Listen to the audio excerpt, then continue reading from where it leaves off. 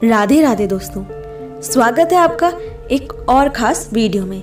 दोस्तों, आज की इस वीडियो में हम बात करेंगे कि आखिर क्यों श्री कृष्ण ने द्रौपदी का चीरहरण होने से पहले ही सब कुछ रोक क्यों नहीं दिया।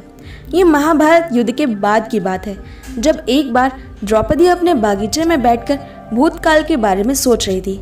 भूतकाल में हुई घटनाओं के बारे में वो सोच ही रही थी, तभी वहाँ पर द्रौपदी के प्रिय सखा श्री कृष्ण आ जाते हैं। भगवान श्री कृष्ण ने द्रौपदी से पूछा कि तुम इतना दुखी क्यों हो? तुम्हें तो खुश होना चाहिए कि आखिरकार तुम्हारे अपराधियों का बदला लिया जा चुका है।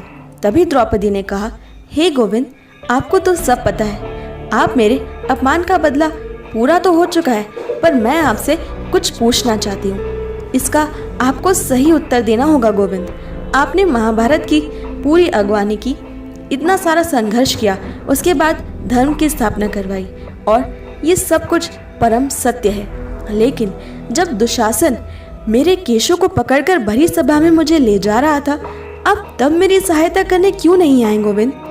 तब तक मेरा अपमान हो चुका था, जब तक आप मेरी सहायता करने के लिए आए। आप तब क्यों नहीं आए जब दुशासन के कदम मेरी ओर बढ़ रहे थे?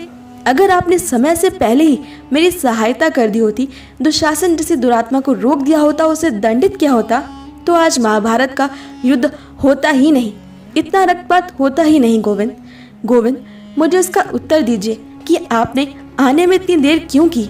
भगवान श्री कृष्ण ने द्रौपदी के इस प्रश्न पर मुस्कुराते हुए कहा, हे प्रिय द्रौपदी, इसमें मेरा दोष नहीं है।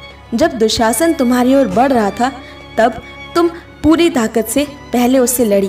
जब तुम्हें ये समझ में आया कि तुम उससे और नहीं लड़ पाओगी, तब तुमने दुशासन को भला बुरा कहना शुरू कर दिया। तुम्हारा पूरा ध्यान दुशासन को कोसने में था, ना कि मुझे याद करने में। इसके बाद जब तुम्हें भरी सभा में लाया गया, तब भी तुमने अपने आप को असहाय पाकर पहले मुझे ना याद कर सभा में बैठे बाकी सभी लोगों को पुकारा। यानी कि अपने जीवन की सबसे असहाय परिस्थिति में तुमने अपने सबसे सर्वप्रिय मित्र, सबसे सर्वप्रिय सखा गोविंद को भूलकर उनके स्थान पर पहले अपने पतियों को याद किया, मनुष्यों को याद किया, पितामह भीष्म को याद किया। आखिरकार जब तुम्हें पता चला कि ये झूठा संसार भी तुम्हारी सहायता नहीं करेगा, तब तुमने मुझे पुकारा, और जैसे ही तुमने सच्चे हृदय से पूरी तरह से मेरे ऊपर आत्मसमर्पण कर दिया, तब मैं तुरंत तुम्हारी पुकार सुनकर दौड़ा चला आया। मैं द्वारिका में नहीं रहता, ना ही मैं वैकुंठ में। मैं तो अपने भक्तों के हृदय में सदैव रहता हूँ। अगर तुमने मुझे तब पुकारा होता जब दुशासन ने तुम्हारी ओर पहला कदम बढ़ाया था, तो मैं तभी तुम्हारी मदद के लिए आ गया होता द्रौपदी। ये सुनते ही द्रौपदी श्री कृष्ण के पैरों में गिर गई और रोने लगी। उन्हें उस दिन श्री कृष्ण की इन बातों के माध्यम से पता चला कि हम सभी मनुष्य बातें तो बहुत करते हैं कि हम ईश्वर के प्रति पूर्ण रूप से समर्पित हो चुके हैं, उन्हें सब कुछ मानते हैं, लेकिन वास्तव में हम कहीं ना कहीं अभी भी अपनी मुश्किल, अपनी खुशियों के समय में मनुष्यों को पहले याद करते हैं और ईश्वर को बाद में।